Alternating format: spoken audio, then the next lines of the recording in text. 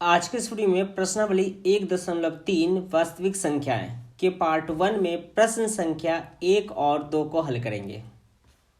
प्रश्न संख्या 1 है, सिद्ध कीजिए कि √5 एक अपरिमेय संख्या है। तो देखिए, इसमें मैं आपको जो भी स्टेप बताऊंगा उन सारे स्टेप को आपको फॉलो करना है। इसमें से आप एक भी स्टेप को स्किप नहीं करेंगे। बोर्ड एग्जाम के पॉइंट ऑफ व्यू से मैं आपको सारे स्टेप लिखवाने वाला हूं। तो करते हैं इसकी सॉल्यूशन। माना कि √5 एक परिमेय संख्या है।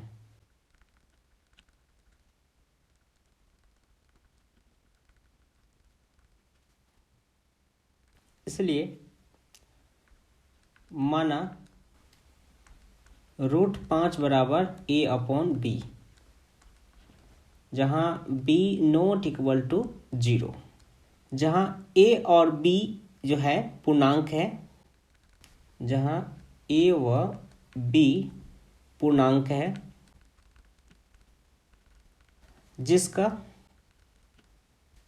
जिसका उभयनिष्ठ गुणनखंड 1 हो।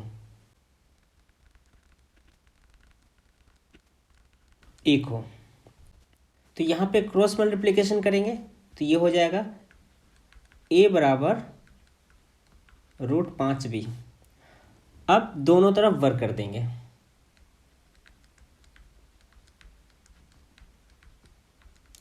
दोनों तरफ वर्क करने पर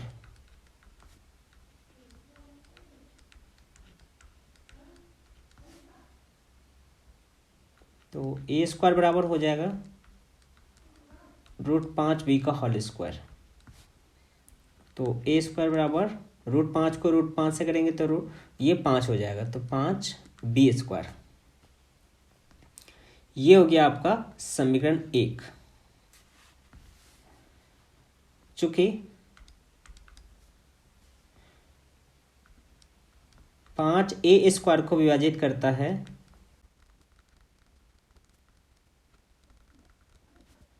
इसीलिए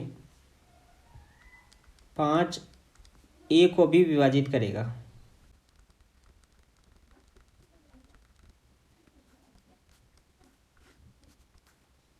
अब माना a बराबर 5x,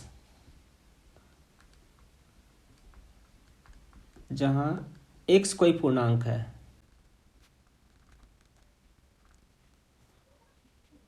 समीकरण 1 में a का मान रखने पर, अब समीकरण a क्या है? अब समीकरण 1 क्या है? तो 1 जो है आपका a² बराबर 5b² है। तो यहाँ पे a का मान रख देंगे। तो a की जगह पे 5x है, तो ये हो जाएगा 5x का होल स्क्वायर बराबर 5b²। ये हो जाएगा 25x² बराबर 5b²। चूंकि 5x² को विभाजित करता है,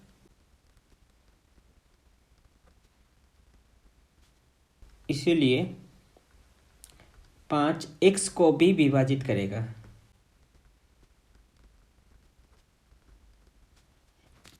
ये समीकरण 3 हो गया।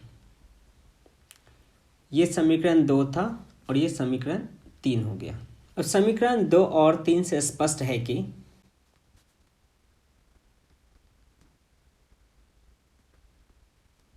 पाँच a व b का एक उभयनिष्ठ गुणनखंड है।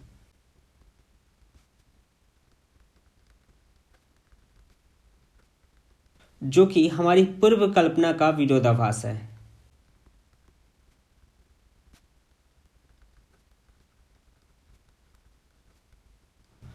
अब विरोधाभास क्या होता है? उल्टा होता है। हमारी पूर्व कल्पना क्या था? परिमेय संख्या।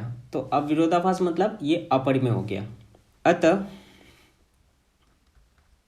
हमारी पूर्व कल्पना गलत है। अतः √5 परिमेय संख्या नहीं है। अतः √5 अपरिमेय संख्या है। तो इस तरीके से आप एग्जाम में सारे स्टेप को फॉलो करेंगे, इसमें से आप एक भी स्टेप नहीं स्किप कर सकते हैं। ठीक है, तो बहुत ही सिंपल सा क्वेश्चन है ये। बस आपको यहाँ पे 2 स्टेप ध्यान में रखना है कि आपने मान लिया कि √5 जो है एक मिनट, आपने मान लिया कि √5 एक परिमेय संख्या है। तो परिमेय संख्या हमेशा a/b के फॉर्म में होता है। तो √5 बराबर a/b हो गया, जहाँ b जो है ये 0 के बराबर नहीं होता है। तो a और b क्या है, कोई पूर्णांक है जिसका उभयनिष्ठ गुणनखंड यानी HCF जो है ये 1 है। तो यहाँ पे क्रॉस मल्टीप्लिकेशन करेंगे तो a बराबर हो जाएगा √5b। अब दोनों तरफ जो है इनमें वर्क कर देंगे, तो ये हो जाएगा a² और ये हो जाएगा √5b का होल स्क्वायर हो जाएगा। जब इसे ओपन करेंगे तो a² बराबर √5 को √5 से मल्टीप्लाई करेंगे तो 5 b² आता है। तो ये हो गया आपका समीकरण फर्स्ट। चूंकि 5 जो है ये a² को विभाजित करता है, ये 5 जो है ये a² को विभाजित करता है, क्योंकि b² बराबर क्या हो जाएगा, इधर भागे में आ जाएगा, है ना। तो a²/5 हो जाएगा। तो यानी कि ये 5 जो है ये a² को विभाजित करता है। तो जब 5 a² को विभाजित करता है तो अब 5 जो है a को भी विभाजित करेगा, इसीलिए 5 a को भी विभाजित करेगा। अब माना a बराबर 5x है, तो जहाँ x क्या है, कोई पूर्णांक है। तो समीकरण 1 में a का मान रखने पर, तो समीकरण 1 क्या है, a² बराबर 5b²। एक मिनट, समीकरण 1 क्या है, तो a² बराबर 5b²। अब यहाँ पे जो है आप a का मान रख देंगे, तो ये हो जाएगा 5x² बराबर हो जाएगा, यानी 5x का होल स्क्वायर बराबर हो जाएगा 5b²। अब इसको हल करेंगे तो ये होगा 25x² बराबर 5b²। चूंकि यहाँ पे भी क्या करेंगे, b बराबर क्या हो जाएगा 25x²/5। तो यानी कि चूंकि 5 जो है ये x² को विभाजित करेगा, इसीलिए 5x को भी विभाजित करेगा। ये समीकरण 3 हो गया। अब समीकरण 2 और समीकरण 3 से क्या होता है, स्पष्ट होता है कि इन दोनों में क्या है, 5 जो है उभयनिष्ठ गुणनखंड है। किसमें, a और b में जो है 5 उभयनिष्ठ गुणनखंड है। ये देखिए 5 जो है ये उभयनिष्ठ गुणनखंड है, और इसमें भी जो है 5 उभयनिष्ठ गुणनखंड है, यानी कि ये, ठीक है, इसकी बात हो रहा है। तो जो कि हमारी पूर्व कल्पना का विरोधाभास है। अतः हमारी पूर्व कल्पना क्या है, गलत है, यानी कि जो हमने माना था पूर्व कल्पना, हमने √5 को परिमेय संख्या माना था, जो कि परिमेय संख्या नहीं है, यानी कि ये विरोधाभास हो गया। तो √5 जो है क्या है, परिमेय संख्या नहीं है। तो अतः √5 अपरिमेय संख्या है। तो इस तरीके से आप इन सारे स्टेप को फॉलो करेंगे और इसका आंसर कुछ इस तरीके से ही आप एग्जाम बोर्ड में लिखेंगे। अब प्रश्न संख्या 2 को देखिए। सिद्ध कीजिए कि 3 + 2√5 एक अपरिमेय संख्या है। तो देखिए, माना कि 3 + 2√5 एक परिमेय संख्या है।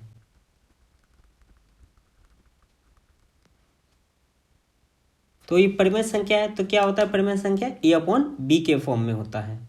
तो ये हो जाएगा आपका 3 + 2√5 बराबर a/b,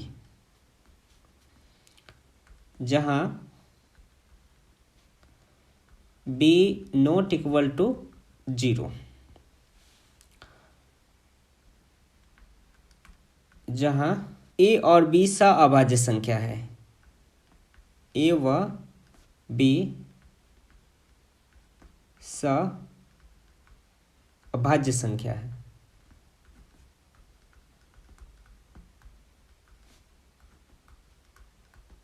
तो ये क्या हो जाएगा, तो 2√5 बराबर क्या हो जाएगा, 2√5 बराबर ये 3 उस तरफ चला जाएगा, यानी a/b ये प्लस है तो इधर माइनस में हो जाएगा। तो 2√5 बराबर हो गया a/b -3। उसके बाद 2√5 बराबर क्या हो जाएगा, ये a और यहाँ मल्टीप्लाई हो जाएगा तो ये 3b हो जाएगा /b। चूंकि a और b पूर्णांक है, अतः a - 3b b एक परिमेय संख्या है।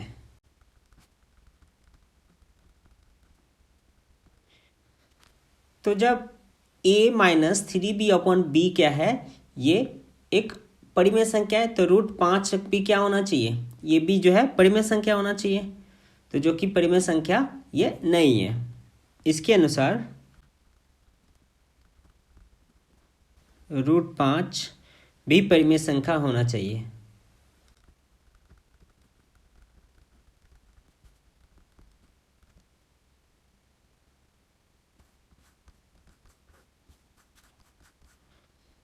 परंतु √5 एक अपरिमेय संख्या है। अतः हमारी पूर्व कल्पना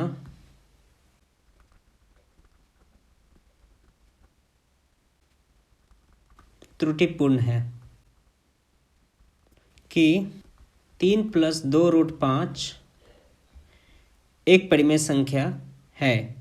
अतः हमारी पूर्व कल्पना त्रुटिपूर्ण है कि 3 + 2√5 एक परिमेय संख्या है,